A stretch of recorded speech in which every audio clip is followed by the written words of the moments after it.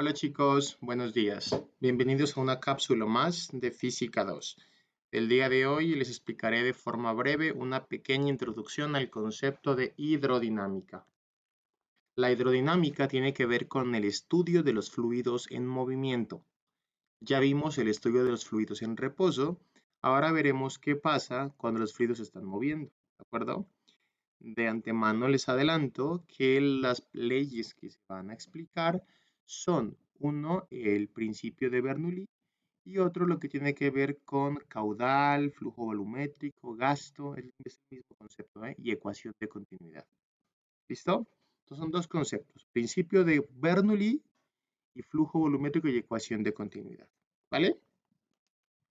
Ok, para empezar, definamos la hidrodinámica como una rama de la física que estudia los fluidos en movimiento. ¿Listo? Y por otro lado, tenemos que identificar también que la fluidez, que es una característica de los fluidos, se refiere a qué tan rápido o a la capacidad que tienen los fluidos para fluir, o sea, para moverse con mayor rapidez, ¿de acuerdo? Hay unos que son más fluidos que otros, por ejemplo, la miel no es tan fluida, ¿verdad? Como que le cuesta moverse. El agua es muy fluida. El aceite tiene otro tipo de fluidez. Entonces, la fluidez tiene que ver con la viscosidad. La viscosidad expresa el rozamiento. Entre más viscoso sea un líquido, significa que las partículas que componen el mismo líquido detienen como la misma fluidez. O sea, son inversas. A mayor viscosidad, menor fluidez. Y a menor viscosidad, mayor fluidez. Ahora sí, vamos a considerar que hay dos tipos de flujos, ¿de acuerdo? Unos flujos que los vamos a llamar laminares, que son los perfectos, ¿no? En donde los flujos son ideales, donde las partículas siguen trayectorias en un mismo sentido, en una misma dirección. Dense cuenta que las flechas del centro son las más grandes, indicando que va más rápido, y las que están pegadas a las paredes de la tubería, digámoslo así, son más chiquitas, indicando que van más despacio. ¿Por qué? Díganmelo ustedes. Y mientras que en el fluido turbulento, pues el fluido presenta como mucha aleatoriedad. La dirección cambia, el sentido cambia, entonces se presentan como torbellinos.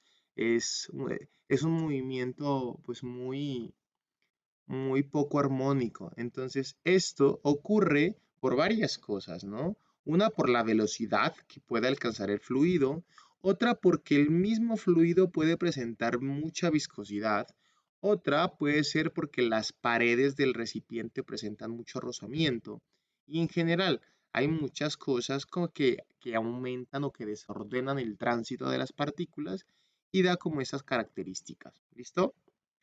Para nuestro estudio consideraremos flujos ideales o fluidos ideales. Uno es en donde el flujo es laminar, o sea, las características del fluido ideal son tres: que tenga flujo laminar, que no haya viscosidad y que son líquidos incompresibles. Finalmente, dos conceptos más. El concepto número uno que tenemos que saber es qué es gasto, o también se llama flujo volumétrico, o también se llama caudal, ¿de acuerdo? Son iguales. El gasto es una medida del volumen del fluido que pasa por una sección transversal por unidad de área, ¿de acuerdo? En pocas palabras, si ustedes tienen una manguera, no sé, conectada a la llave, y ustedes tienen un recipiente, un balde, algo para llenar agua, ustedes fácilmente podrían calcular el gasto, pues tomando un cronómetro y viendo en un minuto cuánta agua llena en ese recipiente. O sea, el gasto se refiere a cuánto líquido se suministra, cuánto líquido hay en un cierto tiempo o cuánto líquido pasa en un cierto tiempo. ¿De acuerdo?